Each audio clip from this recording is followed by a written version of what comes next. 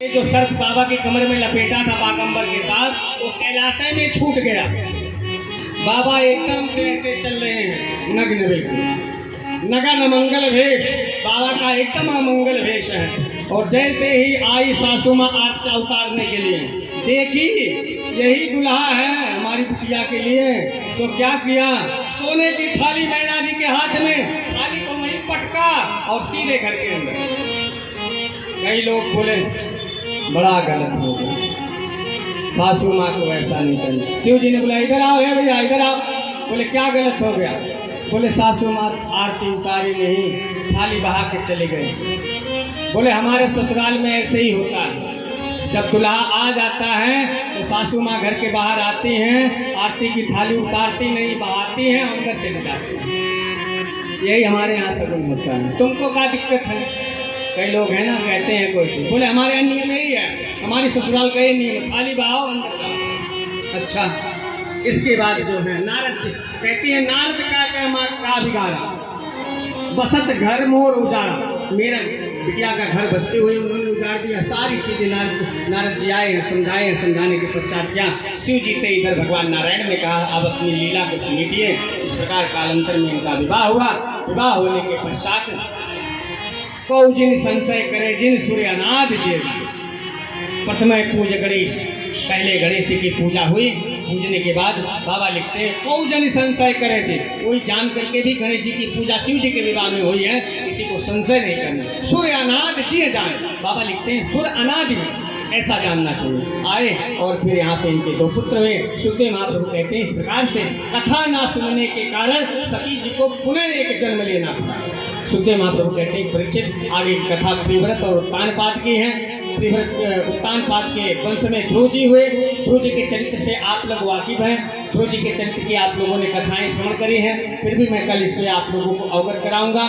ध्रुव जी के चरित्र का वर्णन किया, फिर आगे वर्णन करते हैं जो महाभागवत हुए ध्रुव जी महाराज, जिनके लिए मृत्यु देवता भी आगे आकर के खड़े हुए। 5 वर्ष की अवस्था में भगवत प्राप्ति हो गई थी। इसके बाद आगे प्रियव्रत के जी के चरित्र का वर्णन है, उनके वंशजों का, जिसमें अजामिल की कथा भी आती है। अजामिल की कथा के बाद वर्णन आता है इसमें वृषभ देव जी का, ऋषभ देव जी की कथा का वर्णन आता है।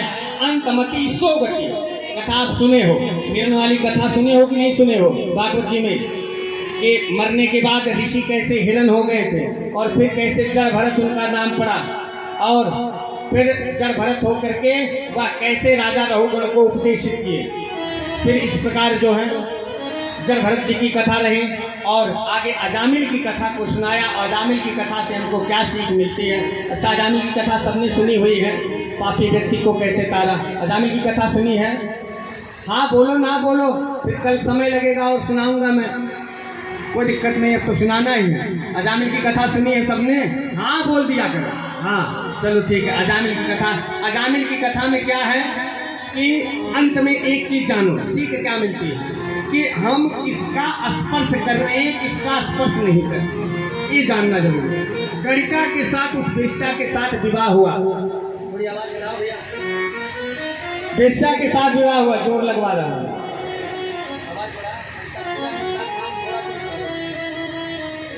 राम राम थोड़ा हो राम।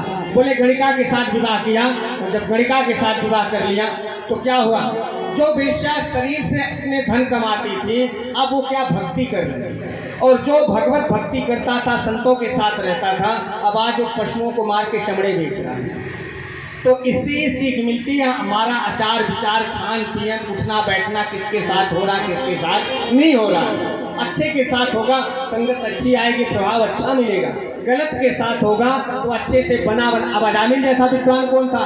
ब्राह्मण कुल में जन्म हुआ था, कन्नौज क्षेत्र का रहने वाला, संतों के मध्य में रहता था। एक पल में खोपड़ी खराब, माया के वशीभूत हुआ, खोपड़ी खराब, मन हुआ, विचार बदला, विचार ऐसा बदला कि जीवन ही बदल दिया। विचार बदला तो जीवन बदल गया। सुखदेव महाप्रभु कहते हैं परीक्षित इस प्रकार अजामिल की कथा रही। आगे राजा पृथु की कथा का वर्णन आता है, और इन्हीं के पृथु जी के वंश में राजा भेन हुए, जो परम चांडाल राजा। ऐसा चांडाल था पूछो नहीं। संत महात्माओं की इतना निंदा, इतनी चुगली करता, संत महात्माओं ने चिमटा चिमटा से मार डाला। जब मारा तो